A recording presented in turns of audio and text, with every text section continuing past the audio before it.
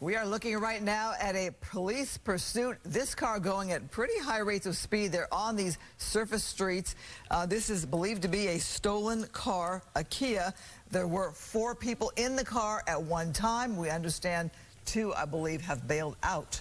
Yes, so even though it says that the police are in pursuit, technically right now it is a following. It was a pursuit a short time ago. They have backed off of this vehicle because of how quickly and how dangerous this is. You just saw that car blowing through a stop sign. We've seen it catch air at a few moments because it's going so fast. We just saw the helicopter overhead, so they're able to follow this thing from the sky as we are following it from the sky as they now move through Expedition Boulevard and Denker Avenue. We're in the South LA area. You see the Metro train, which is running there. This is rush hour on a Friday night, although you don't see too busy of streets in this particular area. That may soon change. You see some black and whites on the other side of the street. But the concern is that this person is driving dangerously and that sometimes putting the black and whites right behind the vehicle causes them to go even faster and put some of the other folks on the road in more danger. Alex, look at this here. This car trapped there in this rush hour traffic you were just talking about. Unsuspecting drivers right next to this stolen vehicle, we believe.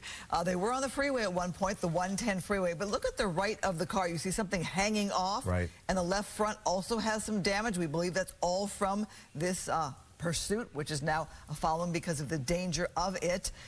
The driver there now back on the move here, but again, you have to wonder how much rush hour traffic they're going to encounter here on these South LA surface streets. And the other thing, when you're right by the train tracks there, if you're trying to make a turn like this driver is now, there are moments where the trains will come and the roads will be closed. But look at the damage there. Look at that. Boy, so you wonder if that is from, if it was already like that when they got into this car at the beginning of today, or that was sustained as part of this this chase. We don't know because we haven't been up there. It's some kind of damage due to the chase. Yeah, and so clearly we don't know if that, you know, injured anybody or hit into a car or what exactly it hit into, but it looks like it's pretty severe damage there. It's kind of amazing this thing's still moving, but still moving pretty fast through the side streets of South LA on this Friday evening.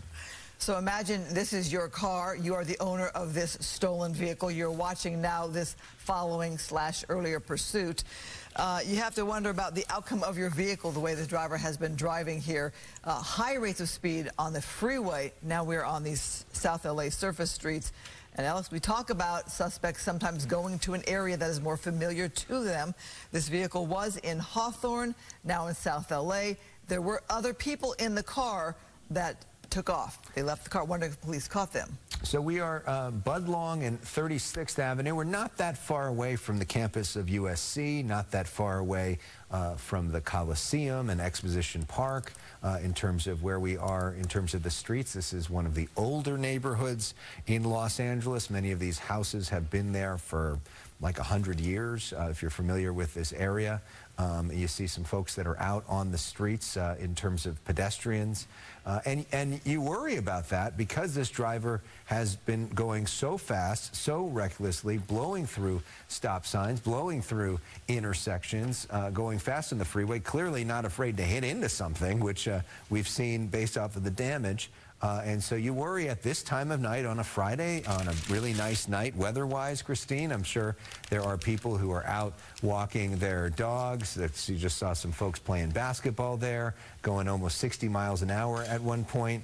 You know, people that may be out and not expecting this coming. The other danger, Christine, in the fact that this is now a following and not a actual, you know, pursuit with the black and whites and the sirens right behind, is that people would really have no reason to think that a car is coming like this. There are the helicopters overhead, not only the LAPD helicopter, but the helicopters from the news media. That may give people an indication that something's up, but it is different than the actual sirens that would really give everybody an indication, heads up, something's happening. Is this driver coming to a traffic Are stopped they by home? a car? No, a car pulling into a driveway or backing out there. Slowed that car for just a second.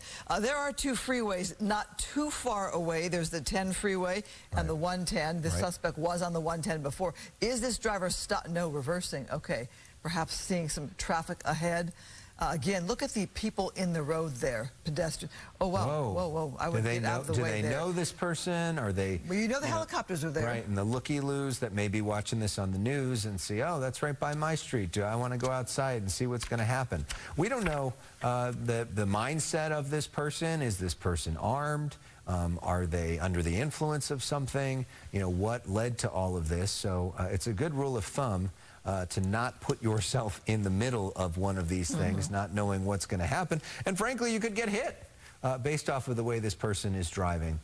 So if this isn't in your neighborhood, the better idea is to stay inside. And if you enjoy this sort of thing, keep watching us on TV. So another stop sign rolled through. What happens, as we know, Christine, at the end of this, is that they will go through, and every one of these traffic violations, there's another one, could be added onto this person's potential sentence. So you wonder, as we've talked about so often, that people will go to a neighborhood that they're familiar with, maybe where they live, where their parents live, where a friend lives, maybe try to stash the car, go into somebody's home or something like that versus sort of a random neighborhood.